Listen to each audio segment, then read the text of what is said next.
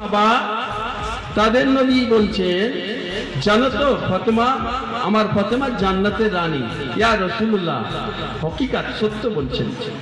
জানো তো এই হুসেন আর হাসান, আলী, ফাতেমা, আমি এই কিস্তিতে যে উঠে গেল তারা জান্নাতি, নূহ আলাইহিস সালামের কিস্তি স্বরূপ। অনেক আমার ভাইয়েরা বলে, আলেম ভাইয়েরা বলে না যে আল্লাহ কাউকে জান্নাত নিয়ে যাবে না, নিজের কর্মফলে নিয়ে যাবে। অবশ্যই ঠিক, মাত্র 10 জনের যে জান্নাত ঘোষণা করেছেন আর নবী কাউল্লে করে না, ভুল, এটা ভুল। 10 জনের করেছেন। আর এটাও বলেছেন যে নূহ আলাইহিস সালাম কিস্তি স্বরূপ আমার আহলে বায়াত। নূহ আলাইহিস সালামের কিস্তিতে যারা উঠেছে নাজাত পেয়ে গেছে, জান্নাত পেয়ে গেছে।